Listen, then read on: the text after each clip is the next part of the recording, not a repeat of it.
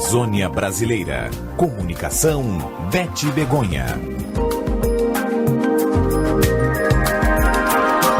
Sou eu, minha Amazônia querida, agora que são 9h34, horário de Brasília.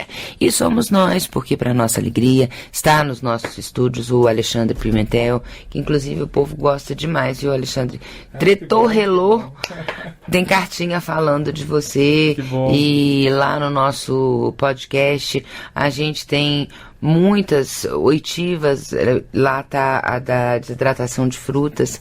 Que bacana. Então eu fico muito feliz de ter você aqui hoje para a gente falar sobre esse tema que acabou aparecendo no nosso programa, surgiu a partir da proposta que está para ser votada no Congresso, que praticamente acabaria com a rotulagem dos transgênicos no Brasil, literalmente de forma prática, ficaria quase inviável se fazer a rotulagem, que hoje, né, e depois de muita luta, a gente conseguiu que ela estivesse de fato presente nos produtos que consumimos. Então a gente veio abordando aspectos, e você, como um pesquisador de saúde integral, eu falei, vamos chamar então o Alexandre para falar sobre essa questão dos transgênicos na saúde. Certo. O deputado Heinz, ele me disse aqui que o orgânico é ótimo. Ele concordou que o orgânico é ótimo.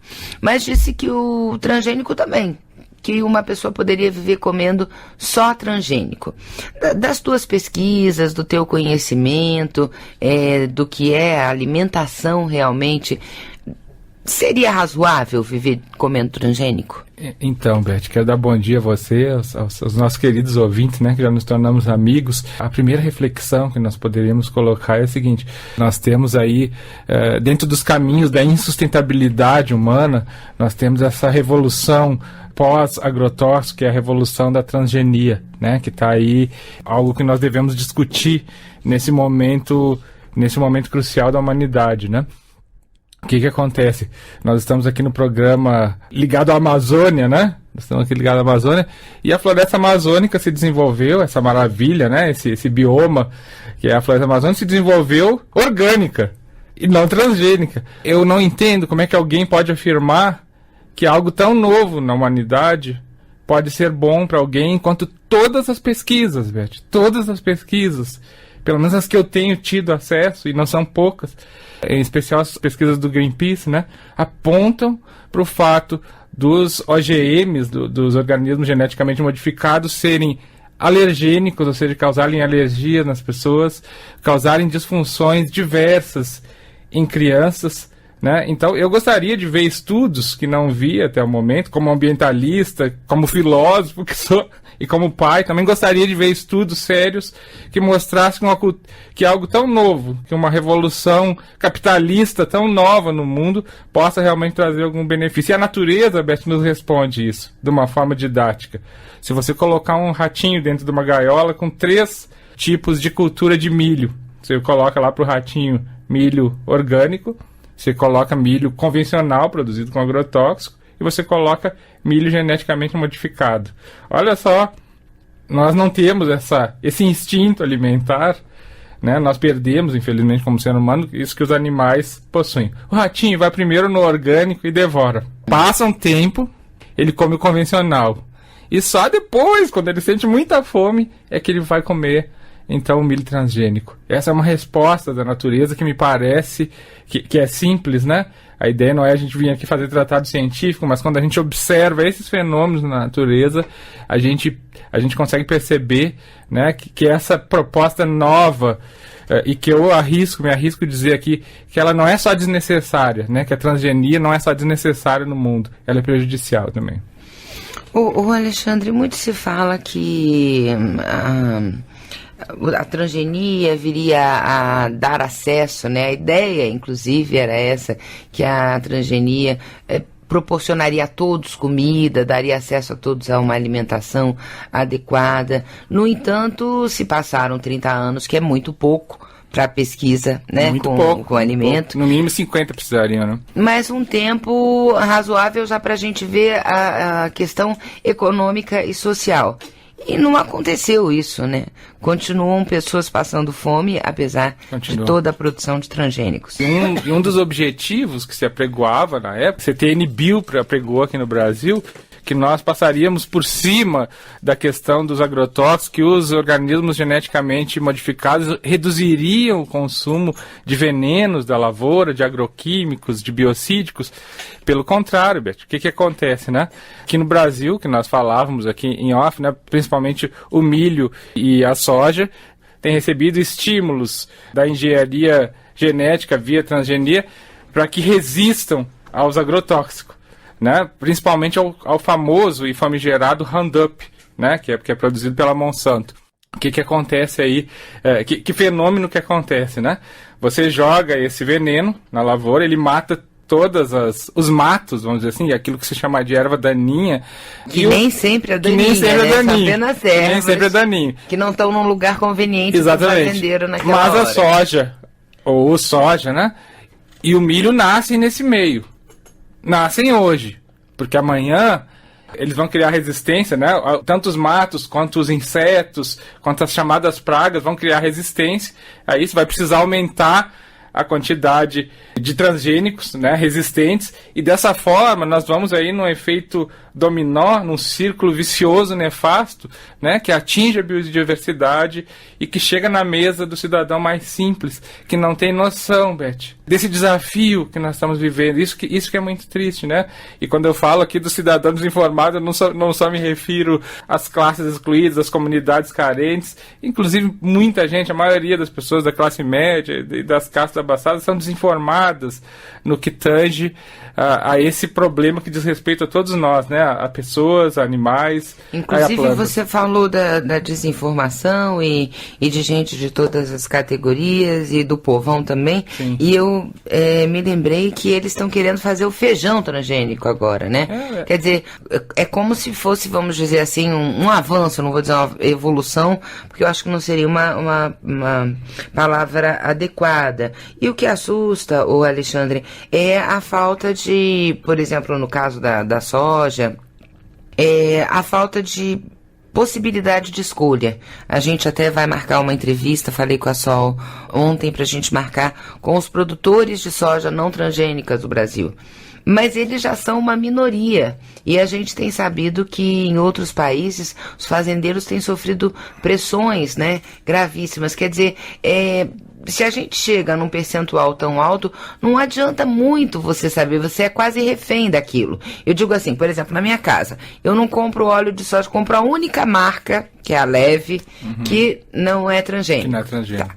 Mas quando eu vou num restaurante, como qualquer fritura, eu tô comendo. Você não sabe que óleo foi feito. Certamente não é naquele que não é transgênico, que é difícil de achar, né, porque tem toda uma estrutura. Como é que o corpo humano se adapta a isso, né? A ter que, de repente, ter uma carga como essa, como acontece no caso da soja, que a gente consome muita soja sem saber que está consumindo. Isso é muito interessante, né? Porque o organismo humano, ele vem lentamente, né? Aí nos ciclos evolutivos, ele vem se adaptando enzimaticamente, né? Ele vem a digestão dos seres vivos com o passar do tempo, devagarinho ela vai se adaptando a novos tipos de alimentos, e de repente você tem nesse ciclo, né, evolutivo da humanidade um salto rápido, né, uma mudança brusca ao consumir organismos geneticamente modificados, alimentos transgênicos. Você vai trazer para esse sistema uma informação que ele desconhece. De forma semelhante, Beth, quando você pega um alimento, por exemplo, e coloca ele no micro-ondas, né, o nível de destruição, o nível de alteração que um micro-ondas faz no alimento não é reconhecido depois pelo organismo. Da mesma forma que o nosso organismo, se você comer arroz, se você comer feijão, ele organiza as moléculas. Totalmente. Gente, eu ganhei, quando eu casei, eu ganhei um micro-ondas, eu dei o micro-ondas. Eu sempre tive medo disso, da forma, né, como se dava o aquecimento e a mudança que acontecia no próprio alimento, mas era uma coisa intuitiva. Agora você me traz que, de fato, consumir regularmente alimentos feitos ou... até mesmo aquecidos. Até mesmo aquecidos. Dá para fazer uma análise paralela, né? Porque é mais um dos frutos, o micro-ondas é mais um dos frutos, assim como os transgênicos, do modelo de sociedade desarmônica, desequilibrada, insustentável, autoritária, né? São os frutos aí do capitalismo selvagem que nós temos no mundo para atender uma demanda imediatista, né?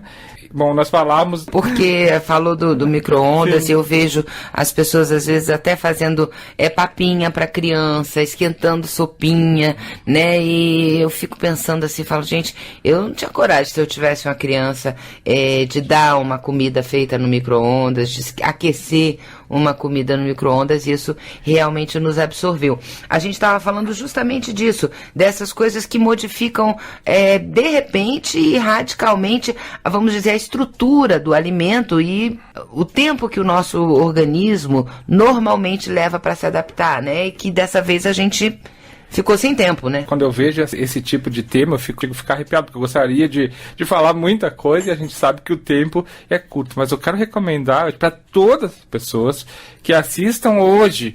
Chega lá na internet, você digita O Mundo Segundo a Monsanto, você vai ver que nem sempre as comunidades rurais no planeta admitem e engolem a ideia da transgenia. Né? A chegada da empresa Monsanto no Chile, por exemplo, e alguns outros países da América Latina, onde existe uma variedade imensa de milho, foram colocados de lá para correr. Os agricultores não admitiram e barraram a entrada, né? Então esse filme, ele abre portas não só para o consumidor que deseja conhecer, né, os perigos que estão por detrás de produtos que ele eventualmente vai consumir, mas também mostra, né, a reação social, mostra a reação comunitária, né, que todos nós podemos ter barrando o consumo, nos informando, né, escrevendo para jornais, manifestando num programa aberto, democrático como esse seu, né, Beth? Gente, estamos ouvindo o Alexandre Pimentel, ele é pesquisador de saúde integral, é cozinha vegetariana. Alexandre, vamos falar um pouquinho sobre o que já se teme em relação às alterações que os transgênicos podem provocar no nosso corpo. Esses dias estava circulando até no Facebook, não sei se você viu, um experimento justamente de um ratinho que teria comido só transgênico e ele apresentava diversos tumores, né? O que hoje os pesquisadores temem que possa haver de alteração? Quais as possíveis doenças e problemas de saúde que o transgênico pode trazer para as pessoas, né, no nosso consumo? Lembrando que a gente, quando come carne, também come transgênico, porque o boi já comeu transgênico, a galinha já comeu transgênico, né? Sim, e a transgenia ela não se restringe ao universo vegetal, né? Nós temos aí vários animais já modificados e o perigo consiste exatamente nisso, porque na evolução natural, né, sexuada, você cruza somente indivíduos da mesma espécie. Você cruza o boi com a vaca, o máximo que você pode cruzar aí por exemplo, uma égua com burro, que vai dar mula, né? Coisa semelhante. No caso da transgenia, você vai pegar o gene de uma bactéria, você vai pegar o gene de uma planta que pode ser cruzado com o gene de um animal. Então, quando a gente falava aqui da informação que o organismo desconhece, é exatamente essa. É uma mudança abrupta, né? E absurda no decurso da evolução, que o organismo vai ter dificuldade. Conforme você perguntava, existe hoje, se você procurar na internet, em especial no site do Greenpeace, aliás, Beth, no site do Greenpeace nós temos lá a lista das principais empresas que produzem transgênicos. Se você entrar lá, você vai ver que, inclusive, o Greenpeace diz, olha, não significa que essas empresas que estão aqui na lista, que elas realmente produzam, mas elas se negaram a passar informação. E se elas se negaram, onde a fumaça, há fogo. Então, a quantidade de reações alérgicas que nós temos tido em todo o planeta, né? Em especial no Canadá e nos Estados Unidos, onde as culturas transgênicas são mais fortes, né? Inclusive, a gente falava aqui da couve, né? A gente fala de couve, ninguém sabe o que é essa coisa, né? É uma semente cuja modificação genética gerou a canola, né? Esse óleo, o famigerado óleo de canola, que diz, não tem colesterol, como qualquer outro óleo vegetal. Se faz todo um proselitismo em cima da canola, e foi o primeiro transgênico que o mundo conheceu. A canola é o que, afinal? Eu não sei, eu nunca viajei na canola também, sabe, gente? Porque eu estudei um pouquinho de alimentação natural e sei dos perigos da propaganda, né, Alexandre? A canola é o Chester dos vegetais, ou seja, ninguém nunca viu um pé de canola, nem vai ver uma planta da canola, porque ela não existe, né? Ela é uma modificação genética de uma outra planta chamada couza, C-O-Z-A, couza, né? Sabe o que é? O ouvinte que não conhece vai saber o que é agora quando eu lembrar. Sabe aquela sementinha, Beth, que a gente coloca na orelha quando faz a auriculoterapia? Aquela sementinha preta, aquilo ali é couza. Meu Deus. Aquilo ali é semente de couza. Eu não sabia que tal coisa era couza. Que tal coisa era viraria couza. canola um dia. Exato. Então, é o cuidado que nós devemos ter. E repito, né, esse momento histórico da humanidade, né, segundo James Lovelock, o pai da teoria de Gaia, ele dizia, há algum tempo saiu uma declaração dele que ele tinha perdido a esperança com a humanidade, que o nível que nós teríamos chegado já de poluição, né, de desenvolvimento de anomalias como os transgênicos, que não haveria mais possibilidade de continuação. Agora, recentemente, ele voltou atrás, né, ele disse, não, olha, nós ainda temos chance se tivermos alguma sabedoria, né, se tivermos uma política sustentável, coerente, né, e acho, Beth, que nós estamos por um fio, mas eu tenho esperança. Tenho esperança, né, na volta por cima desse modelo espúrio de humanidade que nós estamos vivendo, né?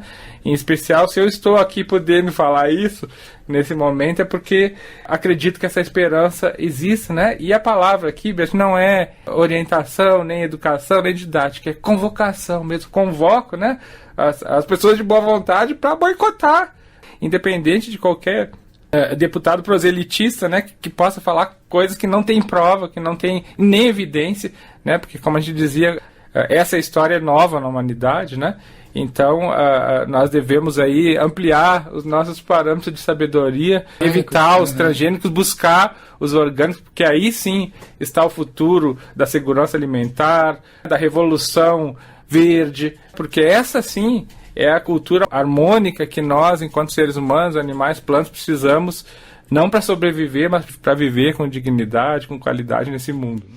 Bom, Alexandre, então para encerrar, quer dizer, devemos buscar os produtos orgânicos sempre que for possível.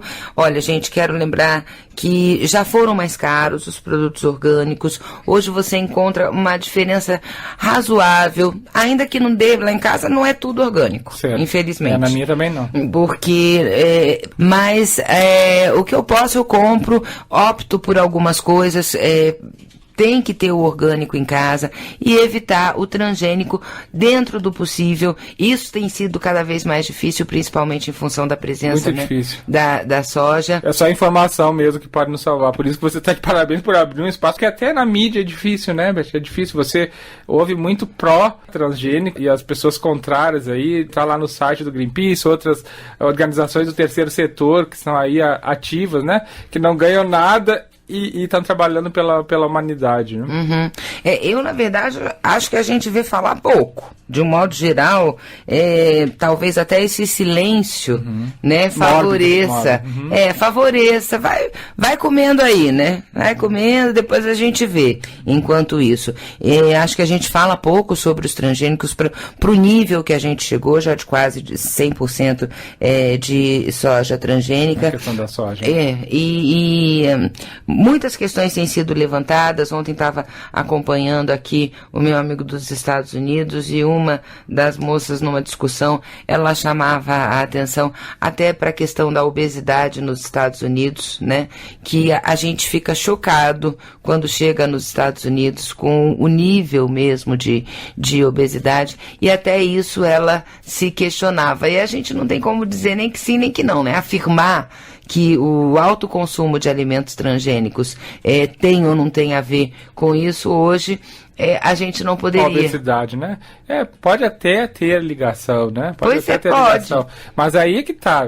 Você toca aí num ponto crucial. E você que está me ouvindo, que é consumidor, né? Você se arrisca, Beth, né? Pergunta aos companheiros aqui, vocês se arriscam a consumir algo que você não sabe o que vai causar no dia de amanhã? Então é aí que está a questão, né? Os defensores dos transgênicos dizem que não há provas de que ele faça mal, mas também não há provas que ele faça bem. Nenhuma, né? Salvo em alguns... E mesmo que ele seja inócuo, né? Não há prova de que ele seja 100% seguro, como aqueles que têm seus interesses afirmam. É seguro para aumentar a quantidade de Roundup, de agrotóxicos. Para isso ele tem sido, né? Para favorecer a indústria agroquímica, ele tem sido uma maravilha, né? Mas para o consumidor final, que somos nós, é bastante questionável. Acho que no fundo ainda nem sabemos, né, Alexandre? Daqui a 20, 30 anos, as novas gerações é que vão dizer o verdadeiro resultado desse nosso consumo de transgênico. E não somos nós, cidadãos comuns, que não sabemos, viu? Tipo, os cientistas, os pesquisadores, a CTN-Bio, a Monsanto, nenhum deles sabe o futuro disso. Totalmente, né? Não sabe. Não sabe. Você pode entrar no site, você pode olhar, inclusive as pessoas que escreverem para o transgênicos@greenpeace.com.br. Nesse e-mail você vai passar a receber informações por e-mail sobre transgênicos, e lá no meu site também, no alexandrepimentel.com.br, aí lá sim, lá é o positivo, lá tem as dicas de orgânicos, alimentação viva, né, preparo de alimentos saudáveis. Encerrar, alexandrepimentel.com.br. Tem várias entrevistas, nossa, lá de rádio, TV, inclusive no programa do Jô, entrevista no Globo Comunidade, várias coisas bem legais, assim, que estimulam, que não apenas atacam o mal, mas estimulam. Alguma nossa? Tem todas lá. É só clicar que tá tudo lá. Tá bom. Olha, meu povo, nós vamos nos despedindo. Alexandre, muito obrigada por ter vindo, por ter batido esse papo tão elucidativo conosco, tá? E claro, já que você tá sempre às ordens, já eu te chamo de novo pra gente falar um pouco sobre receitas, comidas gostosas que a gente pode fazer com alimentação natural. Essa é a nossa missão. Muito obrigado. Obrigada a você. Amazônia Brasileira. Comunicação, Beth Begonha. Sou eu, minha Amazônia querida, agora que são 9 horas e 34 minutos, horário de Brasília.